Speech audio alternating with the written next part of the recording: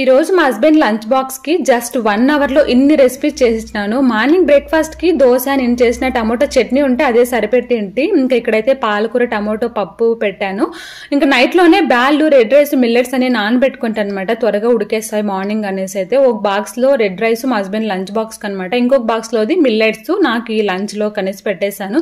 దీంతో పాటు ఇంకా బనానా ఫ్రై చేద్దామని అయితే పచ్చడికాయని చిన్నగా కట్ చేసి ఒక బౌల్లో పెట్టాను. ఇంకా మా జెస్సీ కోసం అయితే స్వీట్ కాను ఇవన్నీ 35 minutes లో అన్ని ఒకేసారి ఉడికేస్తాయి అనమాట. రెడ్ రైస్, మిల్లెట్స్ ఎక్కువ టైం తీసుకుంటాయి, నైట్ లో నానబెట్టాను అనమాట త్వరగా ఉడికేస్తాయని.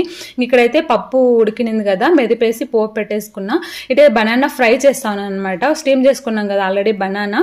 సో దీంట్లోకైతే బనానా ఫ్రైకి కొంచెం పచ్చి కొబ్బరి, జీలకర్ర, ఎండుమిరపకాయలని మిక్సీ పట్టుకుని పౌడర్ వేస్తే మాత్రం బనానా ఫ్రై చాలా టేస్టీగా ఉంటుంది. ఇదిగోండి ఇక్కడైతే ఇంకా లంచ్ బాక్స్ కి పప్పు, కొంచెం salad, red rice, banana fry విధంగా చేసి లంచ్ బాక్స్ కి అయితే